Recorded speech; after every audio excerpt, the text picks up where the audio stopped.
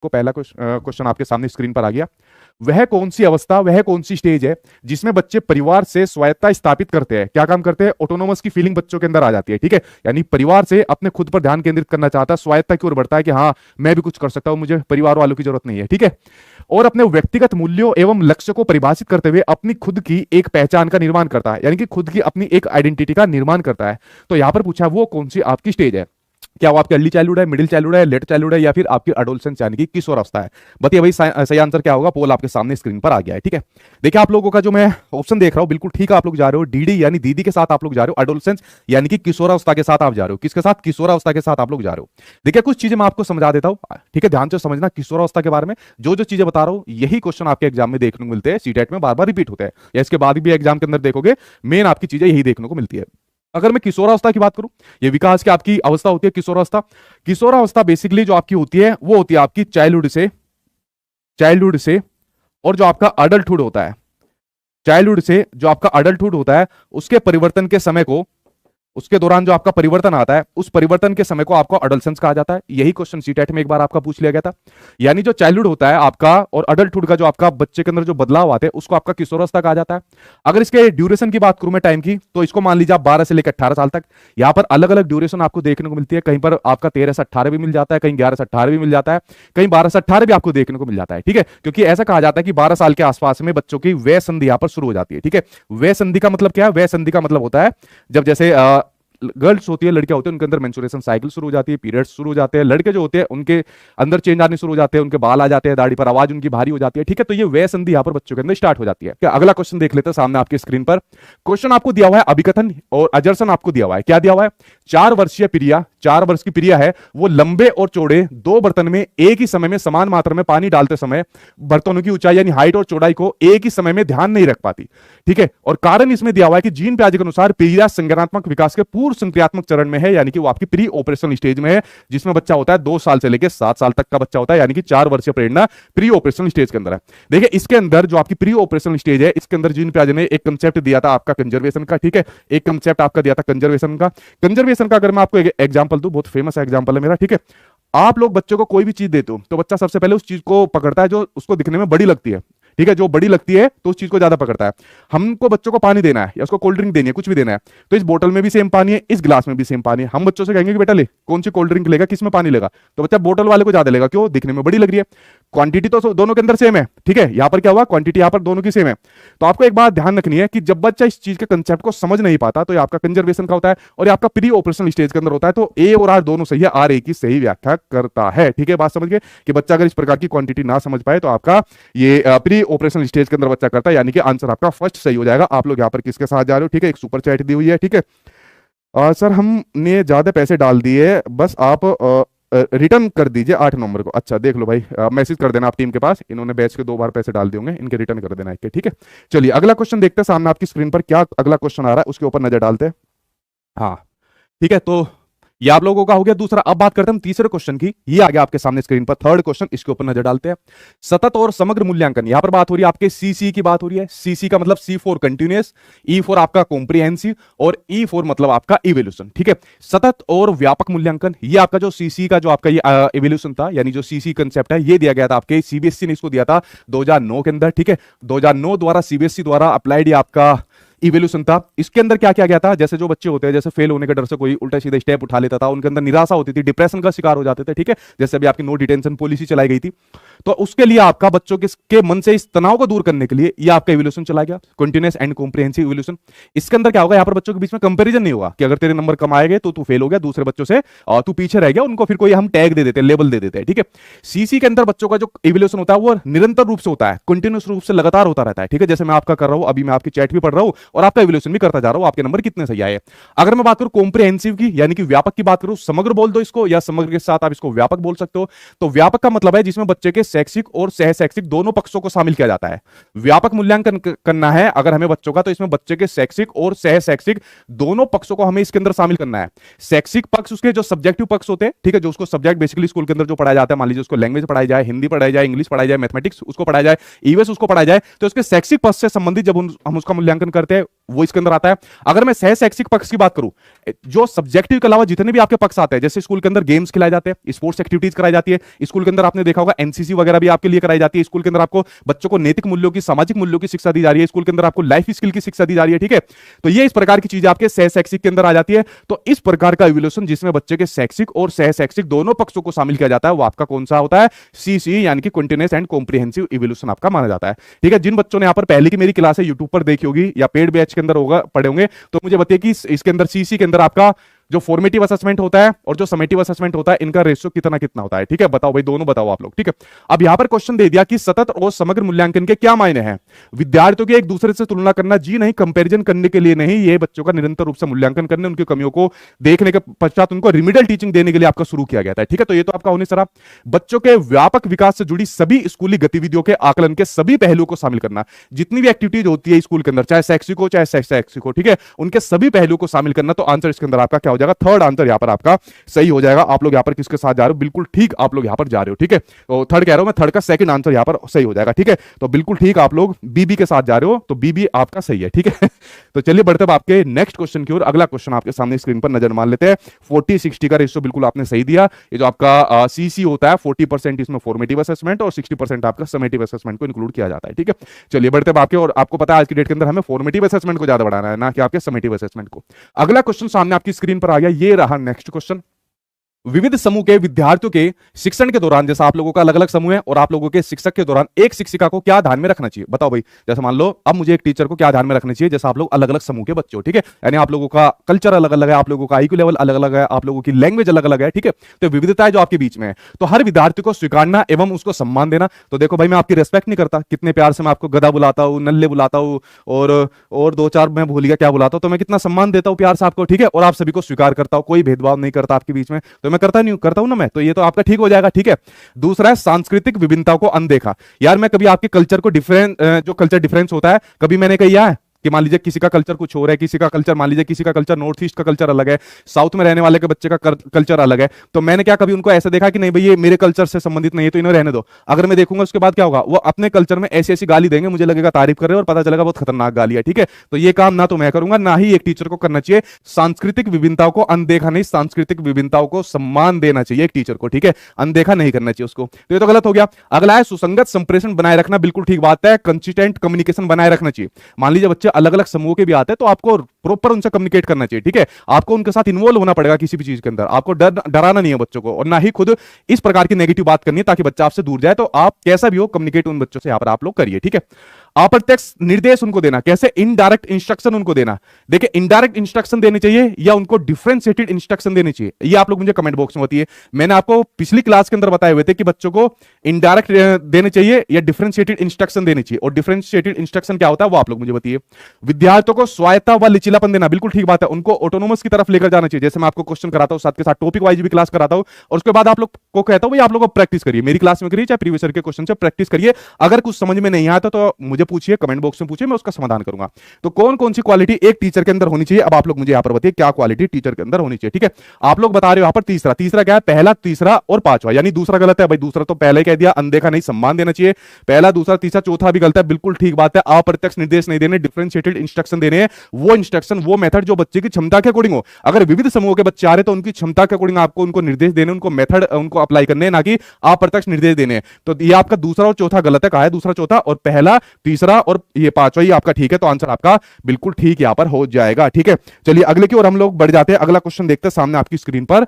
Next question क्या दिया हुआ है? आप तो बिल्कुल सही सही आंसर दे रहे हो, इसका मतलब लेवल बढ़िया भी है। अगला क्वेश्चन आपके सामने स्क्रीन पर आ गया, एक और मैसेज आया, ठीक है।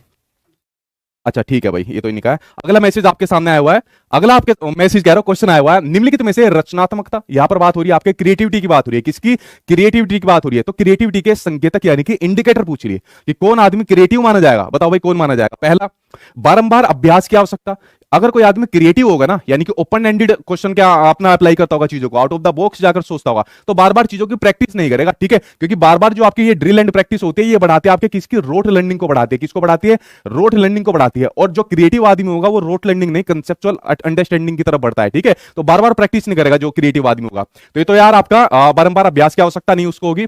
ध्यान केंद्रित करने में असमर्थता, जी नहीं, ध्यान केंद्रित करने में असमर्थता नहीं होगी। वो अपने माइंड को कंसंट्रेट करेगा किसी चीज के ऊपर। मान लीजिए उसके सामने समस्या आ गई, ठीक है, सीटेट की समस्या आ गई, तो इसको रचनात्मक तरीके से समाधान कैसे करेगा? अरे यार सचिन सर की क्लास देखता हूं, टॉपिक वाली भी करा रहे हैं, वैसे भी क्लास करा रहे हैं, बाकी सब्जेक्ट भी करा देते हैं, अगर इनका कंटेंट लेना है तो उस कंटेंट से मैं पढ़ सकता हूं, एनसीईआरटी पढ़ सकता हूं। तो ध्यान केंद्रित करने में असमर्थता नहीं होगी क्रिएटिव आदमी को, समर्थ होता है वो आपका।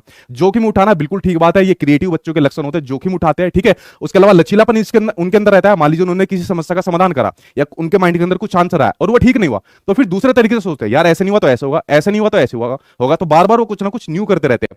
और बोरियत के लिए असहिष्णुता, बिल्कुल ठीक बात है। बोरियत के लिए इंटॉलरेंस होते हैं। वो कैसे होते हैं? बोरियत नहीं मानते किसी भी काम के अंदर, जो आपके क्रिएटिव लोग होते हैं। तो क्या बचा आपका? थर्ड, फोर्थ और फिफ्थ। क्या बचा? थर्ड, फोर्थ और फिफ्थ, यानी कि सेकंड आंसर यहां पर आपका सही हो जाएगा। और आप लोग किसके साथ जा रहे हो? सेकंड के साथ जा रहे हो, ठीक है। सर हमारा मॉक टेस्ट नहीं ओपन होता है। भाई मॉक टेस्ट ओपन होता है, उसको सबमिट भी आपका होता है, नंबर भी आपके बता दिए जाते हैं। सही से एप्लीकेशन को आप लोग चलाए करिए, ठीक है। चलिए अगला क्वेश्चन देखते हैं सामने आपकी स्क्रीन पर। अगला क्वेश्चन ये रहा आपके सामने स्क्रीन पर। अगला क्वेश्चन देखिए क्या दिया हुआ है। अगला क्वेश्चन है कि कथन अजर्सन आपको दिया है, अधिगम यानी लर्निंग को केवल सीखने में स्थायी व मापा जा सकने वाला बदलाव देखना समस्यात्मक है। उसमें तर्क इन्होंने दिया है कि सीखना यानी लर्निंग एक जटिल यानी कि कॉम्प्लेक्स प्रक्रिया है, जिसमें आंतरिक रूप से होने वाली प्रक्रियाएं भी शामिल होती है। बताओ भाई क्या सही होगा? दोनों सही है। एक ही इसकी सही व्याख्या कर रहा है, नहीं कर रहा है, दोनों गलत है। आपके सामने स्क्रीन पर क्वेश्चन दिया हुआ है। अधिगम को देखिए, स्थायी हुआ मापा जा सकने वाला बदलाव, ठीक है। क्या आप लर्निंग को मेजर कर सकते हैं? जैसा आप लोगों आज पढ़ रहे हो, लर्निंग कर रहे हो, तो आज आपने ये मेरी वाली क्लास 1 घंटे के अंदर 30 क्वेश्चन करे, ठीक है। हालांकि 30 से मैं आपको 60-70 हो जाते हैं, बहुत सारी चीजें बताता हूं। कल भी 30 करोगे, क्या पता उससे अगले दिन आप लोग 50 कर जाओ, क्या पता अगले दिन आप लोग सिर्फ 10 कर पाओ। तो लर्निंग को आप मेजर नहीं कर सकते। अब यहां पर बेसिकली लर्निंग कर्व की बात आएगी तो लर्निंग कर्व आपके 4 कर्व होते हैं, ठीक है। हालांकि सीटेट में नहीं आता हो, जहां पर आपकी जो लर्निंग की परफॉर्मेंस को ग्राफ के थ्रू प्रदर्शित किया जाता है कि डेली आप लोग किस प्रकार की लर्निंग कर रहे हो, ठीक है। बट आपको उसको मेजरेबल फॉर्म में नहीं हो सकती और ना ही वो आपकी स्थायी होती है कि बस मैं इतना ही सीखूंगा, ठीक है, पक्की लकीर है, इससे ज्यादा नहीं सीखूंगा, चाहे मुझे मार लो, पीट लो, कुछ भी कर लो। तो इसमें देखे जाने वाला जो बदलाव है वो समस्यात्मक है, बिल्कुल ठीक है। इसमें तर्क दिया है सीखना एक जटिल प्रक्रिया है, कॉम्प्लेक्स प्रोसेस है, जो आप लोग यहां पर सीख रहे हो। ऐसा तो नहीं स्क्रीन के सामने बैठे सचिन सर को देख रहा हुआ, आ गया 1 मिनट के अंदर, चलो अगले के ऊपर बढ़ जाओ। आपको प्रॉब्लम आती है ना सीखने में। अगर आप कोई गाड़ी सीखोगे तो गाड़ी सीखने में आप आसानी से पहली बार में थोड़ी सीख लोगे, आपको प्रैक्टिस करनी पड़ेगी ना, टाइम लगेगा ना। तो कैसी प्रक्रिया होती है? जटिल प्रक्रिया होती है, सरल प्रक्रिया नहीं होती। सीखना क्या होती है? सरल प्रक्रिया नहीं, जटिल यानी कि कॉम्प्लेक्स प्रोसेस होती है, जिसमें आंतरिक रूप से होने वाली प्रक्रिया भी शामिल है। भाई मैं तो गाड़ी सीखने को सीख कराऊंगा। जैसे सीखने की तत्परता मैंने आपको जीन प्याजे के अंदर बताई थी कि जो सीखने की तत्परता के बारे में कहा था कि अगर कोई आदमी सीखने के लिए तत्पर है किसी भी चीज को सीख जाता है, ठीक है। हालांकि थोंडाइक के भी आते हैं, लेकिन आपके पेपर में थोंडाइक नहीं आता। तो आपके दोनों सही है और आर आपकी सही व्याख्या करता है, तो आपका पहला आंसर यहां पर सही हो जाएगा। आप लोग किसके साथ जा रहे हो? ए के साथ आप लोग जा रहे हो, ठीक है। अगला क्वेश्चन देखिए। अगला क्वेश्चन सामने आपकी स्क्रीन पर ये रहा। बच्चों के मनोसामाजिक कल्याण, यहां पर बात हो रही है आपके साइको सोशल वेलबींग की, यहां पर बात हो रही है, ठीक है। उसको बढ़ावा देने के क्या मायने हैं? देखिए अगर मैं बात करूं आपके मनोसामाजिक सिद्धांत की बात करूं तो ये आपके एरिक एरिक्सन ने दिया था, ठीक है। ये दिया था आपके एरिक एरिक्सन ने दिया था, ठीक है। जो बात मैंने आपको अभी इससे पहले बताई थी, आइडेंटिटी क्राइसिस की बताई थी, इन्होंने बताया था कि जो हमारी लाइफ होती है, जीवन होता है, वो 8 स्टेप से होकर गुजरता है, 8 स्टेज से होकर गुजरता है, ठीक है। और उसके दौरान हमारी पर्सनैलिटी के अंदर किस प्रकार का बदलाव आता है, वो चीज उन्होंने बताई थी। तो ये क्वेश्चन पहले सीबीएसई वालों ने 1-2 बार पूछा हुआ है, लेकिन कुछ टाइम से एरिक एरिक्सन के बारे में नहीं पूछ रहा है, ठीक है। तो यहां पर क्वेश्चन जैसा आपको दिया है कि बच्चों के मनोसामाजिक कल्याण को बढ़ावा देने के क्या मायने हैं। अब बताओ इस प्रकार के क्या मायने मनोसामाजिक कल्याण को देने के? जो बच्चा अपनी पर्सनैलिटी का विकास करता है स्टेज के अलग अलग प्रारूप से गुजरकर, तो अगर उसको हम सपोर्ट दे, कल्याण को बढ़ावा दे, तो इसके क्या मायने हैं? बच्चों को सुरक्षित और नुकसान से मुक्त रखना, आश्रय प्रदान करना, बीमारी को रोकना और बीमारी से जांचना, जी नहीं, बातचीत, उत्तेजना और खेल नहीं, स्कूल स्वास्थ्य नहीं। देखो यहां पर देखो फोर्थ क्वेश्चन, भावनात्मक सुरक्षा, हमको उनको इमोशनल सिक्योरिटी यहां पर देनी पड़ेगी।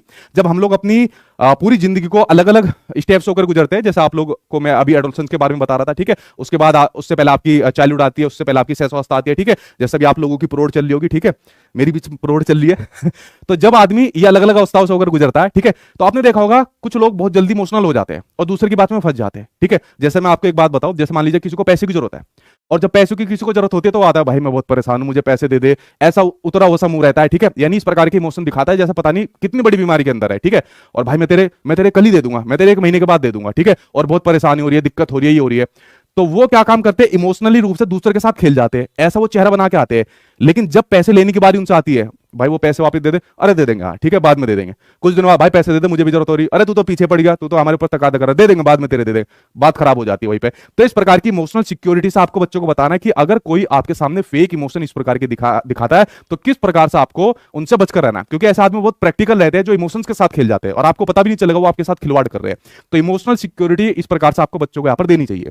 उसके अलावा सामाजिकरण बिल्कुल ठीक बात है, जैसे मैंने बताया ये वाली बात, भाई पैसे दे दे थोड़े से, ठीक है। तो इस सामाजिकरण के माध्यम से बच्चा समाज से चीजें सीखता है, तो उसकी फैमिली वाले, क्योंकि सामाजिकरण की पहली एजेंसी परिवार होती है, तो पहले परिवार वाले बता दें कि बेटा कोई बिल्कुल खास ही दोस्त हो और जेन्युइन जरूरत हो तो दे दियो, वरना किसी को उधार मत दियो बिल्कुल भी, ठीक है। मेरे खुद लाखों रुपए फंसे हुए अभी तक। अगला है पोषण और स्नेह प्रदान करना, बिल्कुल ठीक बात है, उनको पोषण देना, उनसे लगाव करना, ठीक है, अफेक्शन करना, लगाव करना, पोषण देना तो ये आपका क्या हो जाएगा, इस प्रकार से मनोसामाजिक कल्याण को बढ़ावा देना चाहिए। तो फोर्थ आंसर आपका सही हो जाएगा। कमेंट बॉक्स में बताओ कितने लोगों के पैसे फंसे हुए अपने दोस्त यारों के पास या रिश्तेदारों के पास, बताओ जल्दी से, ठीक है। चलो अगला क्वेश्चन देखते हैं सामने आपकी स्क्रीन पर, ये रहा नेक्स्ट क्वेश्चन। अगला क्वेश्चन आपके सामने दिया हुआ है कि नाटक गतिविधि, यहां पर बात हो रही है आपके ड्रामा एक्टिविटी की बात हो रही है, किसके ड्रामा एक्टिविटी, मतलब मान लीजिए जैसे पौधों के संरक्षण के ऊपर मैं बात करूं, ठीक है, प्लांट्स के ऊपर अगर मैं बात करूं, पेड़ पौधों के बचाव के ऊपर मैं बात करूं कि भाई एक ड्रामा करना है, ठीक है, एक ड्रामा करना है, तो यहां पर मान लीजिए कुछ अलग अलग बच्चे हो जाएंगे और यहां पर ये ड्रामा करेंगे, कोई पेड़ बन जाएगा, ठीक है, कोई पेड़ बन जाएगा, बताएगा पौधे के क्या फायदे होते हैं, पौधे के नुकसान के बारे में बताएगा, ठीक है। तो इस प्रकार की चीज हो रही है, तो इस प्रकार की बुद्धि को मापा जा सकता है, किसके द्वारा मापा जा सकता है, सामने आपकी स्क्रीन पर है उसके द्वारा, ठीक है। यहां पर बोल रहे मोहम्मद अली शेर खान कह रहे मेरा भी सर, मोनिका सोलंकी मेरे भी सर, लड़कियां भी उधार देती है, ठीक है, अच्छा। और आगे बताओ भाई, राजकुमार प्रजापति कह रहे 10,000, ठीक है। कक्षिन परवीन मेरे भी सर, ठीक है। आप क्या सर जेंडर स्टीरियोटाइप कर रहे हैं, क्या लड़कियां उधार नहीं देती, हमने 2-3 दोस्तों से मांगे थे, हमें नहीं दिए थे, ठीक है, इसलिए हमने अनुभव के आधार पर कह रहे हैं। अब आप इसमें जेंडर स्टीरियोटाइप का एग्जांपल ले सकते हो इसको, ठीक है। चलो भाई आगे देखते हैं।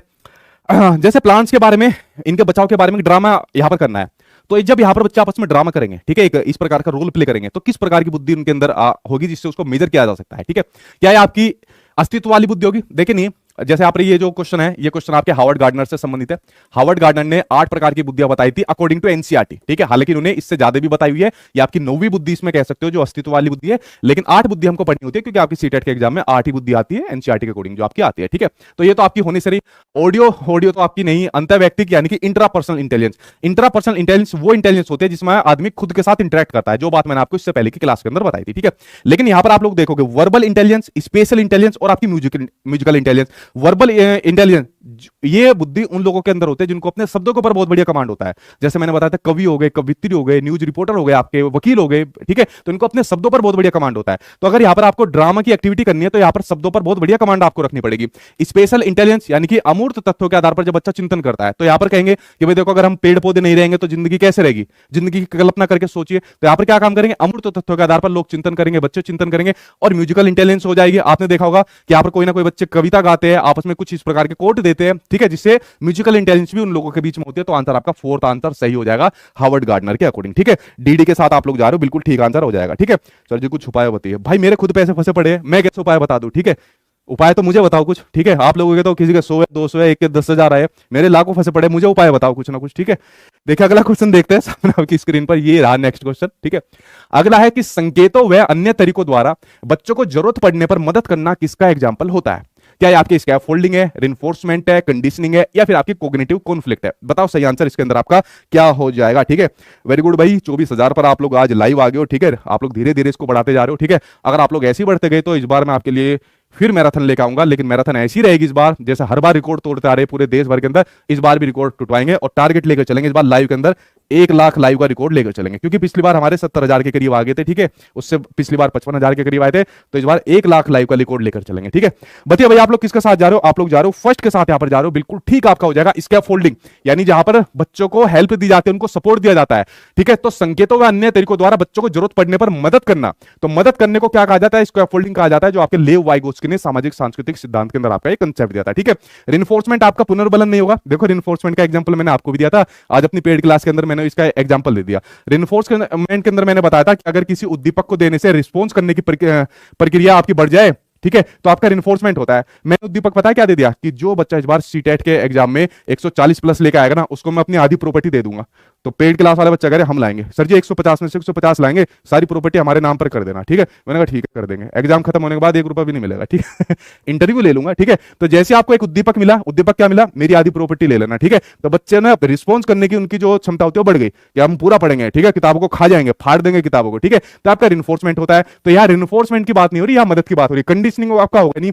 कोग्निटिव कॉन्फ्लिक्ट यानी जब संज्ञानात्मक द्वंद्व हो जाता है, आप लोग सीटेट के एग्जाम की तैयारी करो, मान लीजिए साथ में आपको यूपीटेट देखने को मिल जाए। अब आपको पता है, मान लीजिए सुपर टेट की जो वैकेंसी आती है, तो सुपर टेट की वैकेंसी में आपका सीटेट भी आपका मान्य होता है और आपका यूपीटेट भी मान्य होता है। तो आपके सामने जब इस प्रकार की स्थिति हो जाए, ठीक है, आप लोग इस प्रकार के तर्क वितर्क में फंस जाए, कोग्निटिव कॉन्फ्लिक्ट में फंस जाए, तो ये आपका कोग्निटिव कॉन्फ्लिक्ट होगा। जबकि आपको फंसने की बात ही नहीं हो रही, मदद करने की बात हो रही है, तो आपका स्कैफोल्डिंग हो जाएगा। फर्स्ट आंसर यहां पर आपका सही हो जाएगा। बढ़ते हैं नेक्स्ट क्वेश्चन की ओर। अगला क्वेश्चन देखिए क्या कहता है। ये कहता है आपके सामने कि शिक्षक जो होता है वो बच्चों को विभिन्न रंगों वाली चिकनी मिट्टी देकर कहती है कि उनके मन में जो आता है वह बनाए। ठीक है भाई, इसके माध्यम से वह बच्चों में डैश को बढ़ावा देना चाहती है। बताओ, चिकनी मिट्टी देकर कह रहा है जो मन कर रहा है वो बना दो। ठीक है, अच्छा बताओ, अगर आपको चिकनी मिट्टी अभी दे दी तो आपके माइंड में क्या चीज आ रही है बताने की, जल्दी आप लोग बताइए। ठीक है, इसका फोल्डिंग, ठीक, हाँ ठीक है भाई। आपका क्या ये क्रिएटिविटी है, क्या आपके रटने की बात यहां पर हो रही है, क्या वो उसको नॉन कोऑपरेशन की बात हो रही है यानी सहयोग नहीं दे रही है, या फिर वो डिसिप्लिन की यहां पर बात हो रही है? बताओ सही आंसर क्या होगा। चिकनी मिट्टी बच्चों को दे दी कि बेटा जो तुम्हारा मन कर रहा है बनाओ, तो यहां पर किसकी बात हो रही है? बच्चे अलग अलग प्रकार की चीजें बनाएंगे, कोई पेन बनाएगा, कोई कॉपी बनाएगा, कोई हाथी बनाएगा, ठीक है, कोई कुछ भी बनाएगा, गधे बनाएंगे कोई, ठीक है। तो किसकी बात हो जाएगी यहां पर? वो बच्चों के बीच में क्रिएटिविटी को डेवलप करना चाह रही है, रचनात्मकता को बढ़ावा देना चाह रही है, तभी उसने इस प्रकार की एक्टिविटी दी कि उनके मन में जो भी आ रहा है, ठीक है, उनके मन में जो भी आ रहा है बनाओ आप लोग। यहां पर उनको रटने की बात कोई नहीं कही जा रही कि भाई आपको ये जो चिकनी मिट्टी से चीज बनानी है, आपको पेन बनाना है, सभी बच्चों को पेन बनाना है, ऐसे ऐसे बनेगा। उसने कहा जो मन में आ रहा है बना दो, ठीक है। तो रटने की बात नहीं कही जा रही, नॉन कोऑपरेशन की नहीं है, कोऑपरेशन की बात हो रही है, उनको सहयोग दे रही है वो, ठीक है। और उसके साथ में इनडिसिप्लिन नहीं, इससे डिसिप्लिन फैलता है, बच्चे अपने मन के हिसाब से चीज बनाते हैं। सो आंसर आपका, फर्स्ट आंसर यहां पर आपका सही हो जाएगा। ठीक है, वेरी गुड, क्रिएटिविटी के साथ आप लोग जा रहे हो, पहला एक आंसर आपका सही हो जाएगा। ठीक है, अगला क्वेश्चन सामने आपकी स्क्रीन पर आ गया, ये रहा आपके सामने स्क्रीन पर अगला क्वेश्चन, इसके ऊपर नजर डालते हैं। ठीक है सर, मैं घर बनाऊंगा, घर चिकनी मिट्टी का नहीं, नौकरी लेने के बाद पक्की मिट्टी का घर आप लोग बनाना। ठीक है, तो आइयो भगवान करे आप जल्दी अपने पैसों के बदौलत ऐसा घर, बहुत अच्छा घर आप लोग बनाए। ठीक है, अगला क्वेश्चन आपके सामने है कि बचपन के प्रारंभिक सालों में किसके विकास पर ध्यान केंद्रित करना चाहिए, वो आपको बताना है। अर्ली प्राइमरी ईयर्स के बारे में पूछा हुआ है। क्या यहाँ पर फिजिकल की बात हो रही है, सोशल की बात हो रही है, कोग्निटिव की बात हो रही है, इमोशनल की बात हो रही है, या फिर एब्स्ट्रैक्ट की यहाँ पर बात हो रही है? बताओ किस विकास पर ध्यान केंद्रित करने की जरूरत है, जरा उसके बारे में आप लोग बताइए। ठीक है, अब बढ़ते हैं आपके अगले क्वेश्चन की तरफ। ये रहा आपका अगला क्वेश्चन आपकी स्क्रीन पर। तो क्वेश्चन है आपका कि बचपन के प्रारंभिक सालों में किसके विकास पर आपका ध्यान जो है देना चाहिए। पहला ऑप्शन आपका है शारीरिक कौशल, दूसरा है सामाजिक कौशल, तीसरा है संज्ञानात्मक क्षमता, चौथा संवेगात्मक कौशल और पांचवा आपका अमूर्त तर्क। तो इसमें से किस पर ध्यान देना चाहिए बचपन के प्रारंभिक सालों में? तो आपका ध्यान देना चाहिए आपके शारीरिक कौशल पर, सामाजिक कौशल पर, संज्ञानात्मक क्षमता पर, संवेगात्मक कौशल पर। लेकिन जो अमूर्त तर्क होता है यानी कि अब्स्ट्रैक्ट रीजनिंग होता है, इस पर आपको ध्यान नहीं देना चाहिए बचपन के प्रारंभिक सालों में। यानी बच्चों को अमूर्त तर्क कराने से बचना चाहिए, बल्कि उसे कैसा तर्क आपका कराना चाहिए? उसे कराना चाहिए आपका मूर्त तर्क, यानी कि वो मूर्त विचारों से प्रेरित होकर मूर्त तर्क करेगा, ना कि अमूर्त तर्क करेगा। तो आपका यहाँ पे चार आंसर जो है सही हो रहे हैं। तो यहाँ से आपका सही आंसर आपका हो जाएगा फर्स्ट, सेकंड, थर्ड और फोर्थ, यानी कि शारीरिक कौशल, सामाजिक कौशल, संज्ञानात्मक क्षमता और आपका संवेगात्मक कौशल, ये आपका ऑप्शन सही हो जाएगा। तो 3 नंबर ऑप्शन आपका सही हो जाएगा। अगला क्वेश्चन दिया गया आपको कि एक शिक्षिका कक्षा को संवादात्मक बनाने के लिए बच्चों के आसपास के पर्यावरण से उदाहरण शामिल करती है, और उसका तर्क दिया गया है कि सामाजिक सांस्कृतिक संदर्भ की सीखने में महत्वपूर्ण भूमिका है। तो इसमें से बताना है कि कौन से ऑप्शन सही हैं, या सही व्याख्या करता है या आपका नहीं करता है।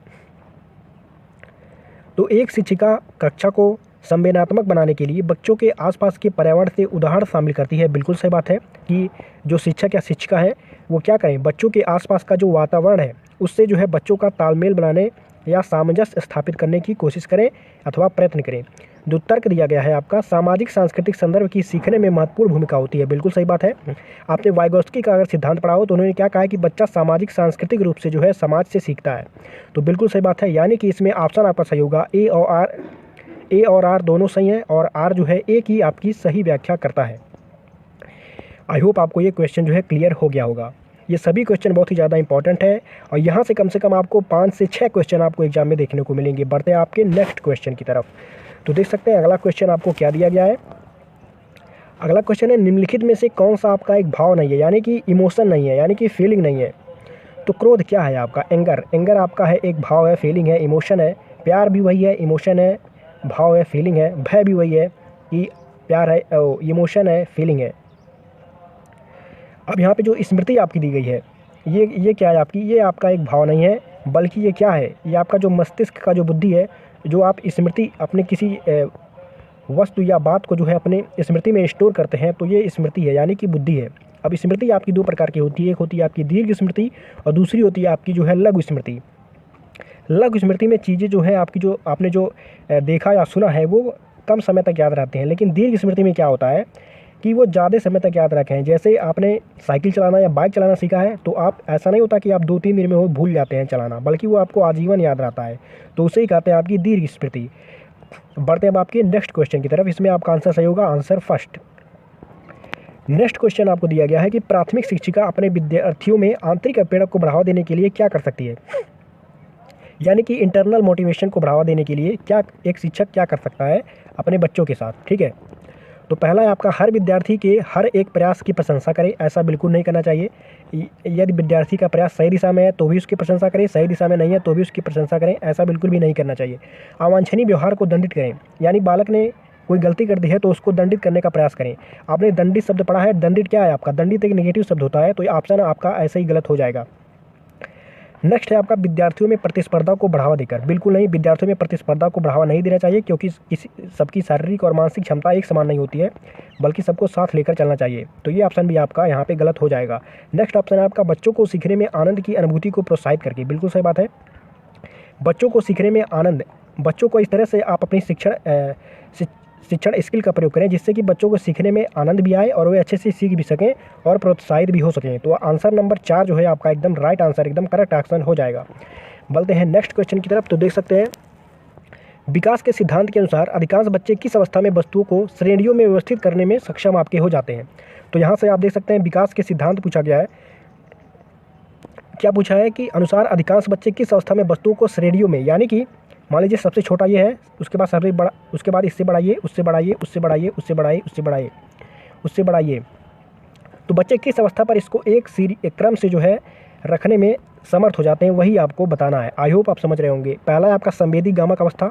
तो बिल्कुल नहीं, संवेदी गामक अवस्था में बच्चे बहुत छोटे होते हैं तो वो ये नहीं कर सकते हैं। पूर्व संक्रियात्मक अवस्था, पूर्व संक्रियात्मक अवस्था में भी ये नहीं हो सकता है, बल्कि किसमें होगा आपका, इसमें होगा आपका मूर्त संक्रियात्मक अवस्था, यानी कि कंक्रीट ऑपरेशनल स्टेज में आप कर पाएंगे। जब भी आपको कोई 4 या 5 वस्तु दी जाए और उसमें से एक छोटी एक बड़ी हो, उसको सही क्रम में लगाना हो, तो वो किस अवस्था में आप कर पाएंगे, मूर्त संक्रियात्मक अवस्था, यानी कि कंक्रीट ऑपरेशनल स्टेज में आप इसको कर पाएंगे। बढ़ते अब आपके नेक्स्ट क्वेश्चन की तरफ। देख सकते हैं नेक्स्ट क्वेश्चन क्या है आपका, सिद्धांतवादी और उनके द्वारा प्रतिपादित विचार का सही युग्म चुनिए। यानी कि जो मनोवैज्ञानिक हैं उन्होंने कौन सा सिद्धांत दिया था, यही आपको सही युग्म बताना है।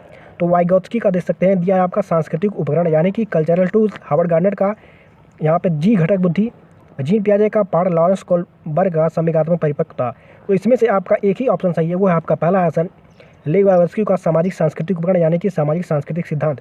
जी घटक बुद्धि हावर्ड गार्डनर ने दिया था, पाठ दिया था आपके वाइगोत्स्की ने, और संवेगात्मक परिपक्वता दिया था आपका जीन पियाजे ने पाठ नहीं दिया था। लॉरेंस कोलबर्ग ने दिया था नैतिक विकास का सिद्धांत, संवेगात्मक परिपक्वता का सिद्धांत कोलबर्ग ने आपका नहीं दिया था। बढ़ते हैं अब आपके नेक्स्ट क्वेश्चन की तरफ। देख सकते हैं एक प्रश्न उत्तर सत्र के दौरान एक अध्यापक केवल लड़कों को ही अपने भ्रम व प्रश्न पूछ के अवसर दे रहा है, वह प्रत्यक्ष रूप से किसकी प्रस्तुति करता है। अध्यापक क्या करता है कि लड़कियों को वह जो है अवसर नहीं देता है, केवल लड़कों को अवसर देता है। तो ये किस प्रकार का आपका एक प्रस्तुति है, यही आपको बताना है। क्या ये जेंडर सशक्तिकरण है, क्या ये जेंडर समानता है, या आपका जेंडर पक्षपात है, या आपका जेंडर समतुल्यता है। तो यहाँ पे अध्यापक क्या कर रहा है, सीधे तौर पर कर रहा है आपका जेंडर बाइस, यानी कि पक्षपात कर रहा है लड़के और लड़कियों में, क्योंकि केवल लड़कों को जो है प्रश्न पूछने का अवसर दे रहा है, लड़कियों को कोई अवसर नहीं दे रहा है। तो यहाँ पे आपका हो जाएगा जेंडर बाइस। आई होप आप समझ गए होंगे। बढ़ते हैं अब आपके नेक्स्ट क्वेश्चन की तरफ। देख सकते हैं समावेशी शिक्षा में किसकी आवश्यकता होती है, यही आपको बताना है। यानी कि इंक्लूसिव एजुकेशन किसको फॉलो करती है, क्या मानकीकृत पाठ्यचर्या को फॉलो करती है, रूढ़िबद्धताओं को बढ़ावा दिया जाता है, या फिर अगम्य इमारती ढांचा होता है, या फिर विविधता को स्वीकृति दी जाती है। तो मानकीकृत आपका नेगेटिव वर्ड है, ऑप्शन गलत हो जाएगा। रूढ़िबद्धता, यानी कि रूढ़ियों को बढ़ावा नहीं दिया जाना चाहिए। जैसे आप कहानी में पढ़ते हैं कि भूत प्रेत इत्यादि की कहानियाँ बच्चों को सुनाई जाती हैं, तो इस तरह की रूढ़िवादी विचार नहीं होनी चाहिए समावेशी शिक्षा में। अगम्य इमारती ढांचे नहीं होने चाहिए, जैसे कि जो फिजिकल हैंडीकैप होते हैं उनके लिए क्या होना चाहिए, अगम्य नहीं बल्कि गम्य इमारती ढांचा होना चाहिए, जिससे कि व्हील चेयर वाला बच्चा भी इमारत में जा सके, क्लास में जा सके। नेक्स्ट पॉइंट है आपका विविधता को स्वीकृति, यानी कि विभिन्न प्रकार के बच्चों की जो सांस्कृतिक विविधता है उसको एक साथ लेकर चल सके, ऐसी समावेशी कक्षा आपकी होनी चाहिए। तो आपका आंसर 4 आपका सही हो जाएगा, विविधता को स्वीकृति आंसर आपका सही हो जाएगा। नेक्स्ट पॉइंट है आपका, देख सकते हैं अभिकथन दिया गया है सुविधा वंचित समूह से आने वाले विद्यार्थियों की आवश्यकताओं को संबोधित करने के लिए अध्यापक को उनके सामाजिक सांस्कृतिक संदर्भों को जानना चाहिए। कारण दिया गया है, पाठचर्या की अभिकल्पना औसत विद्यार्थियों को ध्यान में रखकर करनी चाहिए। तो ये आपको बताना है। आप देख सकते हैं सुविधा वंचित समूह से आने वाले विद्यार्थियों की आवश्यकताओं को संबोधित करने के लिए अध्यापक को उनके सामाजिक सांस्कृतिक संदर्भों को जानना चाहिए या उनका ध्यान रखना चाहिए। बिल्कुल सही बात है कि जो सुविधा वंचित समूह से आ रहे हैं विद्यार्थी, अध्यापक को उनके साथ मिलकर कार्य करना चाहिए और उनके सांस्कृतिक संदर्भों को जानना चाहिए। पाठचर्या की अभिकल्पना औसत विद्यार्थियों को ध्यान में रखकर करनी चाहिए। बिल्कुल नहीं, औसत विद्यार्थियों को नहीं बल्कि सभी विद्यार्थियों को ध्यान में रखकर करनी चाहिए।